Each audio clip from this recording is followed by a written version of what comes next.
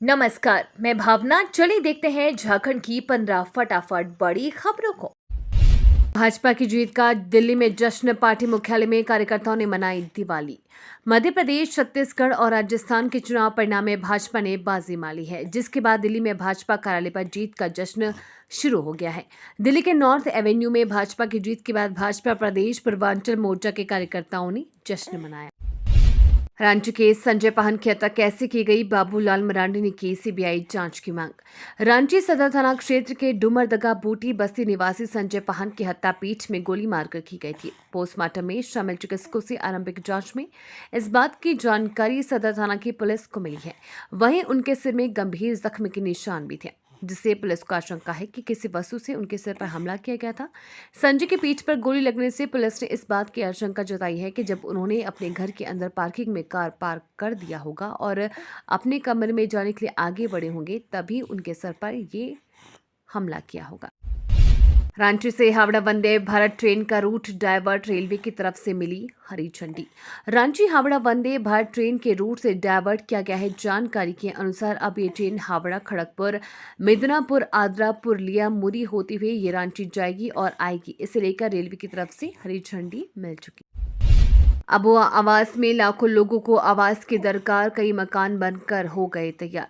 झारखंड के लोगों की सबसे बड़ी मांग अबुआ आवास बन गई है। राज्य भर में आपकी योजना, आपकी सरकार, आपके द्वार के तहत 24 नवंबर से लग रहे शिविरों में सबसे अधिक अबुआ आवास के लिए आवेदन आ रहे हैं। 9 दिनों में 12.78 लाख आवेदन सरकार को मिले हैं। इनमें 6.93 लाख आवेदन केवल अबुआ आवास के हैं। मुख्यमंत्री हेमंत सोरेन ने अधिकारियों को निर्देश दिया है कि वह शिविरों में अबुआ आवास के लिए आवश्यकता अनुसार अतिरिक्त डेस्क लगाएं और निष्पादन के काम में तेजी लाएं।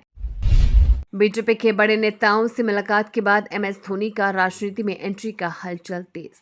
क्रिकेटर महेंद्र सिंह धोनी और झारखंड के कुछ प्रमुख बीजेपी नेताओं की मुलाकात की एक तस्वीर सोशल मीडिया पर वायरल हो रही है। इसे लेकर कई तरह की चर्चा और अटकलों का दौर शुरू हो गया है। सोशल मीडिया पर यह सवाल तैर रहा है कि क्या यह सिर्फ एक सामान्य मुलाकात है या फिर इसका कोई सियासी मायने है। सरना धर्म कोड की मांग को लेकर 30 दिसंबर को बुलाए गए भारत बंद। सरना धर्म कोड की मांग को लेकर 30 दिसंबर को बुलाए गए भारत बंद और चक्का जाम का खूंटी सरना धर्म समन्वय समिति ने समर्थन किया है। इसे लेकर रविवार को स्थानीय डाक बंगला में बैठक की गई। बैठक में पढ़ा राजा सोमा मुंडा ने कहा कि सरना धर्म कोड भारत के लाखों प्रकृति पूजकों के अस्तित्व, पहचान, हिस्सेदारी की जीवन रेखा है। झारखंड में दिल्ली पुलिस ने धनबाद से 4 साइबर अपराधियों को किया गिरफ्तार। दिल्ली पुलिस की स्पेशल टीम धनबाद में अलग अलग जगहों पर छापेमारी कर 4 अपराधियों को गिरफ्तार किया है और सभी का मेडिकल जांच कराने व न्यायिक दंडाधिकारी के समक्ष प्रस्तुत करने के बाद अपने साथ दिल्ली ले गई। धनबाद पुलिस की मदद से दिल्ली पुलिस ने एलसी रोड, हीरापुर के दामोदरपुर, टूंडी आदि जगहों पर छापेमारी कर सभी को गिरफ्तार किया है। झारखंड के श्रम मंत्री के पुत्र मुकेश चतरा सिविल कोर्ट में बने चपरासी। झारखंड के श्रम नियोजन, प्रशिक्षण एवं कौशल विकास मंत्री सत्यानंद भोक्ता के पुत्र मुकेश कुमार भोक्ता को चपरासी की नौकरी मिली है। उसकी नियुक्ति चतरा व्यवहार न्यायालय में चपरासी के पद पर हुई है। वह श्रम मंत्री के तीसरे पुत्र हैं। उनके चपरासी बनने का पत्र सोशल मीडिया में भी वायरल हो रहा है और पूरे राज्य में चर्चा का विषय बना हुआ है। 10वीं पास के लिए झारखंड सरकार ने निकाला 25,000 वैकेंसी। यदि आप 10वीं पास है तो झारखंड सरकार के श्रम नियोजन, प्रशिक्षण एवं कौशल विकास विभाग ने 25,000 तक की नौकरी की वैकेंसी निकाली है। श्रम विभाग झारखंड सरकार के नियोजनालय सह मॉडल कैरियर सेंटर गुमला में रोजगार मेला के माध्यम से 7 दिसंबर 2023 को हजारों की संख्या योग्य व्यक्तियों को सीधी भर्ती दी जाएगी। 3 राज्यों में हार के बाद राहुल गांधी का पहला बयान। 4 राज्यों में से 3 में मिली करारी हार के बाद कांग्रेस नेता राहुल गांधी ने एक्स पर पोस्ट किया है। उन्होंने कहा कि मध्य प्रदेश, छत्तीसगढ़ और राजस्थान के जनादेश हम विनम्रता पूर्वक स्वीकार करते हैं, लेकिन विचारधारा की लड़ाई जारी रहेगी। तेलंगाना के लोगों को मेरा बहुत धन्यवाद। प्रज्वलित तेलंगाना बनाने का वादा हम जरूर पूरा करेंगे। पहाड़ों में बर्फबारी के बीच दिल्ली में बूंदाबांदी, पड़ने वाली है कड़ाके की ठंड। हाथियों की मौत ने दी टेंशन, वन विभाग की मौतें रोकने को बना है प्लान। कश्मीर और हिमाचल में बर्फबारी के बीच रविवार को दिल्ली के कुछ हिस्सों में बूंदाबांदी हुई। दिल्ली के उत्तम नगर, द्वारका और जनकपुर इलाके में रविवार शाम को बूंदाबांदी से ठंड में इजाफा हुआ है।